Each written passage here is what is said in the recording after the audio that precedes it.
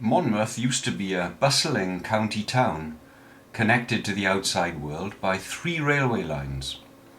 But in the 1950s, some entirely misguided policymakers decided to axe the railways, and so by about the end of that decade, Monmouth only possessed a single carriageway A road connecting it with South Wales to the southwest and the Midlands to the northeast. In those days, all the through traffic passed laboriously along Monmouth's main street via the medieval bridge.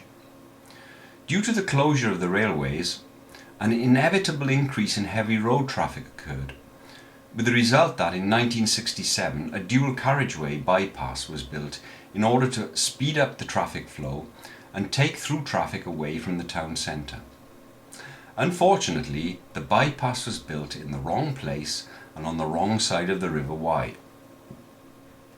In the time since the dual carriageway was built, traffic has increased even more, and the Wye Bridge junction, where local and long-distance traffic inevitably meet, is often a scene of considerable congestion and a place where air and noise pollution deleteriously affect the health and well-being of pedestrians and the residents living close by. Some 30 years ago, in order to speed up the traffic flow on the A40 at the junction, a right turn at the bridge for vehicles travelling towards Wylesham, the Wye Valley and the Forest of Dean became prohibited. This means that all such traffic now has to make a detour to the Dixton roundabout and back again, an extra distance of 1.0 miles. A traffic survey that I have performed myself shows that the number of vehicles doing this U-turn at the Dixton roundabout is roughly 20% of the total, which amounts to approximately 200 vehicles per hour during the day, on average.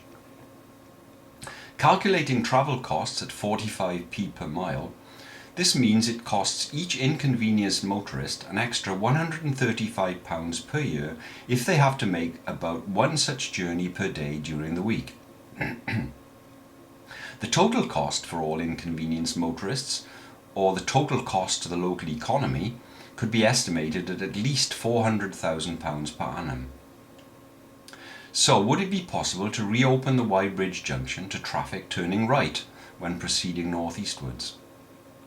An answer to this question can be obtained by performing a computer simulation of the traffic flow at the junction for various possible junction layouts.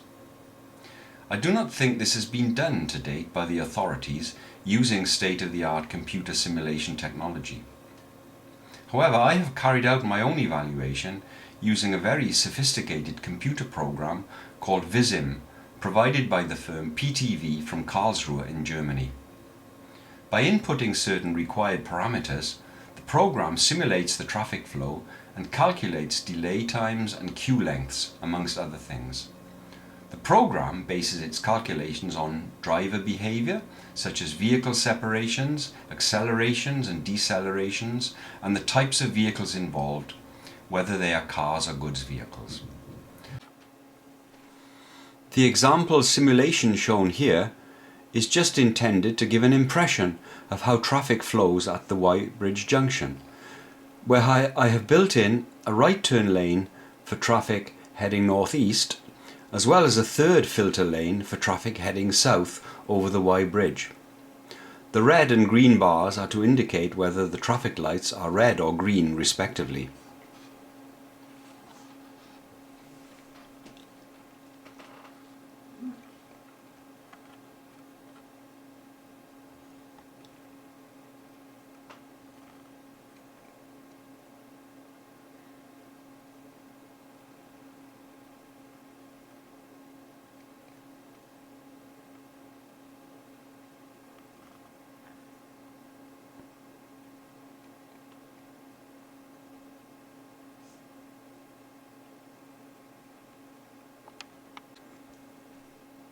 In this second part of the simulation, we see events unfolding in a three-dimensional view. Simulations can be repeated using different junction layouts, vehicle input parameters, and traffic light sequences. Finally, the program analyzes all the traffic movement and comes up with lists of results for average times of transits and queue lengths.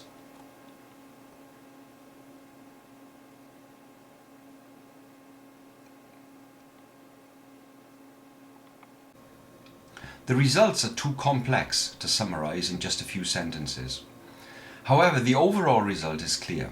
It would be easily feasible to open up the right turn onto the bridge for most of the day and night. At the worst peak periods, however, this would probably not be advisable. The point is, however, that the Highways Authority could allow right turns for about 20 to 22 hours of each day, a change which would benefit a great number of motorists. It is simply not necessary to prevent right turns when the traffic flow is low or even average.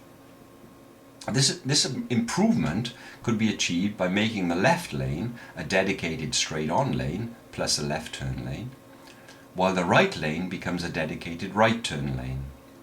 There is unfortunately no room to add an extra third or filter lane. The traffic signals would need to be programmed to accommodate this extra phase in an optimum way. During peak periods, if traffic builds up in the left lane, the right turn would simply be prohibited, and the right lane made straight on only, exactly as it is now. This could easily be realised via signals and lane instructions placed on gantries over the dual carriageway at suitable distances before the junction. To minimise the risk of accidents due to confusion by motorists, it would be sensible in any case to impose a speed limit of 30 miles per hour through the junction. The solution could provide an inexpensive way of reducing inconvenience and travel costs for a great many local residents, as well as some long-distance travellers. And for the most part of the day and night, it would reduce the amount of traffic flow, and hence the air and noise pollution between Dixton Roundabout and the Y Bridge by up to 20%.